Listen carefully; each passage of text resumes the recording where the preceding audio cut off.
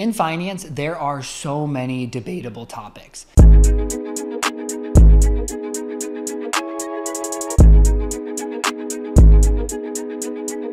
The first one I want to talk about is rent versus buy. You'll see on social media all the time people talking about renting is throwing away money, buy and build equity. And at the end of the day, this is okay advice, right?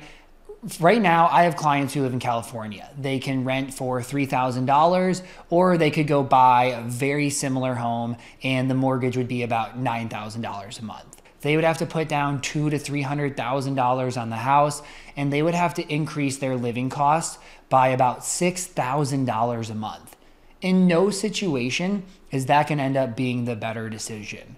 But if you are somebody that says, hey, I'm happy where I live, I'm going to live here for 7+ years, and I won't be moving in that period of time, that's when buying starts to make sense. So the things that I look for and advise people on when buying are, if you're going to live somewhere for at least 5 to 7 years, preferably 7+ years, that's when you start to get to the break-even period. That's where it can make sense. If you are saying, hey, I want to raise my family in a place, I want to set down my roots, buying can make sense because you're making the decision based on your life. But way too many people think that buying is this great investment. Over the last number of years, from 2019 to 2023, houses appreciated more than they ever have. And so buying ended up being a really good decision. For the rest of the period of the time, the average return on a house, or the average growth on a house, is about 3.8% a year. So barely higher than inflation. But the other part about this is it's not, hey, I have $1 million home, it grew by 3%, so now that's worth $1.04 million. Oh, that's $40,000 of growth. Great, because you're not taking into consideration property taxes. You're not taking into consideration the cost it takes to fix it up. You're not taking into consideration the total interest on the loan. For many people who have a 30-year mortgage, at lower interest rates, you're paying double. So if a $500,000 mortgage, you're gonna pay close to $1 million. When rates are closer to 7 to 8%, it might be a $500,000 mortgage is closer to $1.5 million. So the return on your investment with a home is not quite as good as most people think. So at the end of the day, buy if you wanna buy if you're gonna live there for a long period of time, and rent if you're unsure about where you're at, if you're not gonna be there for a very long time, if you're in a bigger city and it's more expensive to buy than rent. Next, we're gonna go into lease versus buy. This one's pretty similar, right? Because leasing a car is pretty much renting a car, buying a car is pretty much buying a car. But I will say, I think buying a car is a better decision in 9 out of 10 instances. At the end of the day, a car is a depreciating asset. So you're gonna buy the car for $50,000, in a year it's gonna be worth $40,000. It isn't some investment unless you're buying some like novelty car that potentially is gonna hold its value or grow a little bit.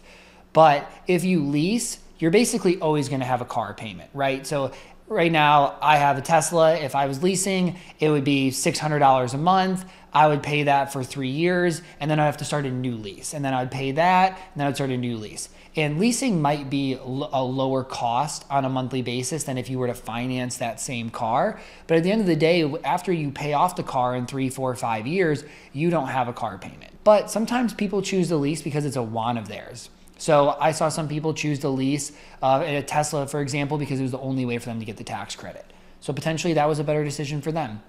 I see other people lease who say, I'm gonna buy a new car every 4 or 5 years anyways. I love cars, and so leasing ends up being a better decision for me. So now let's go to number 3. 3 is pay off debt versus invest. This is a discussion that is as old as time. You have people on one side that say you should not be investing anything until all of your debt is paid off, minus maybe your mortgage, and other people who say, no, invest the whole period of time because you're young and compound interest, etc. I lean somewhere in the middle. So my thought is, if you have a 401k match, you should be investing in your 401k from day one. Let's say you make $100,000, you have 100% match to 6%, that's a $6,000 match. If you choose to not do that to go pay off your debt, you're leaving $6,000 of free money on the table. So I would start with your 401k match. Above and beyond that, if you have any high interest debt, so a credit card, a personal loan, really to me, any debt that's above 7% or even at 7%, I would then go attack that debt. But let's say you're the person who you have 4% student loans, you have a mortgage, and you have a car loan at 3%. What do? I think this is where it really starts to depend on each individual person. For me, I love investing. I would rather slowly pay off low interest debt and get money invested in the market for 30 to 40 years knowing my age. But other people who are very risk averse, hate debt, it might make sense for them to go attack the student loans and go attack the cars before they do any investing outside of their 401k. It's really about the interest rate on the debt. High interest debt needs to be attacked. Low interest debt, I would say invest, and if it's right in the middle, it depends on each individual person and how you feel about debt. If you're not gonna be able to sleep at night having that debt, then it probably does make sense to go pay it off. Part of the value of money is to give you security, and so you wanna use it in that way. The next one is term versus permanent life insurance. So again, there's all these insurance salesmen online that tell you everybody needs permanent life insurance. And as a fiduciary, as a financial planner who doesn't sell products, I can tell you this is not true. Most people, especially people in their 30s and 40s who have young kids, need term life insurance because you can get the most benefit for the lowest cost. We have clients that are getting $2.5 million for under $100 a month. $1 million might be closer to $50 a month. This is a great way to protect your family just in case you were to pass away. Permanent life insurance is a little different. So term has a period of 10, 15, 20, 30 years. You pay the same premium, and at the end of that, the policy goes away, and you might have lost all of that money. But I don't think you should be upset about that, right? You protected a really big risk, but the big thing here is that you didn't pass away. You shouldn't be mad that you wasted money to protect your family and didn't pass away. Permanent life insurance, on the other hand, is insurance that will stay throughout your whole life and pay the benefit as long as you pay the required premiums the whole time, or it grows enough that the cash value can. For most people, permanent life insurance is probably not the best place to go. You should be having term insurance and you should be maxing out other investment accounts way before you consider it. But there are some instances where permanent life insurance makes sense. It could be for ultra high net worth family who has illiquid assets and they're going to need to pay estate taxes and they wouldn't be able to sell real estate or whatever, and they need this life insurance to do it. That's one really good instance. Another one is a lot of these policies now have hybrid long-term care. So, hey, if you're gonna have a long-term care need, you can use it on that. If you don't have to use it, then the death benefit gets paid out. Those are two really good ones. Third one is potentially for high net worth people. They might consider something like a whole life policy if they've already done tons of their taxable account, tons of their Roth IRAs, tons of their 401ks. Everything is built up and they want another asset that isn't really correlated to the market. But at the end of the day, I would say 98 to 99% of the time, term makes the most sense, especially for accumulators. It might even be 99.9% of people.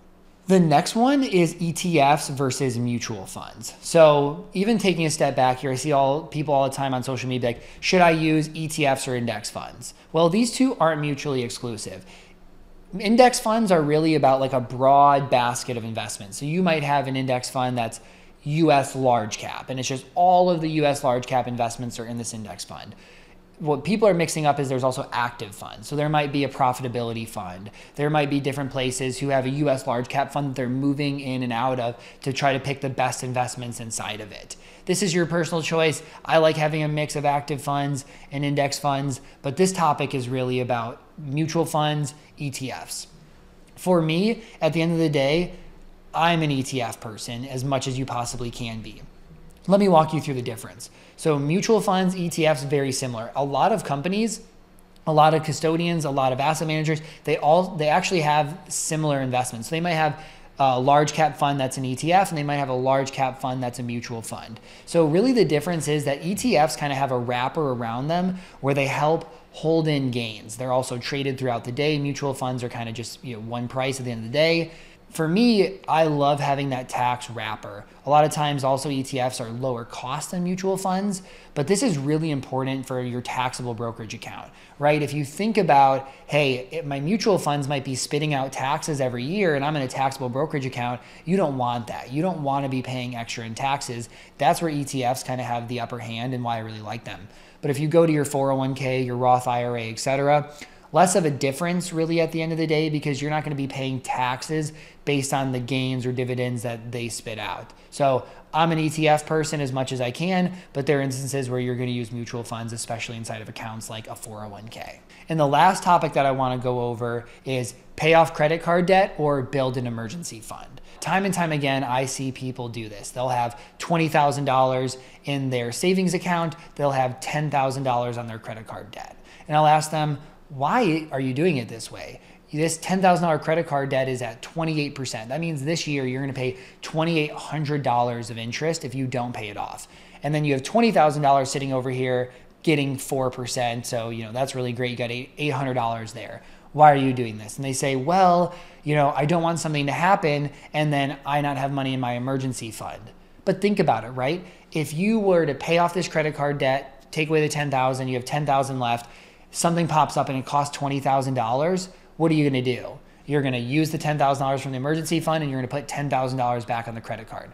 So the worst case scenario is you're going to be right back to where you were, but probably save some in interest. And again, this is a what if. There's no certainty that something is going to happen in that period of time. So for me, I really believe that you should take those savings, pay down that credit card debt, and not waste the money on interest. But you could potentially argue and say, I don't want to go to zero, right? This situation's easy. They'll still have 10,000 in savings. For somebody else, let's say it was 12,000 and they have 10 here. They might say, well, I spend 4,000 a month. I want to at least keep 4,000. So I'm going to only pay 8 towards that credit card debt. That's fine by me. At the end of the day, you're still chunking away at the credit card debt. You're going to pay it off quicker. You're going to save money on interest. So I typically side on the pay off the credit card debt. Don't hold money in savings, especially a lot of money in savings. When you have that credit card debt, in the worst case situation is you end up right back where you were. Hopefully this is helpful for you thinking through how to best handle your own financial life. Thank you for watching. If you enjoyed this video, please leave a like and go subscribe to my channel for more personal finance content. And as always, please leave your thoughts in the comments below and I promise to get back to every single one of them. We'll see you back next week.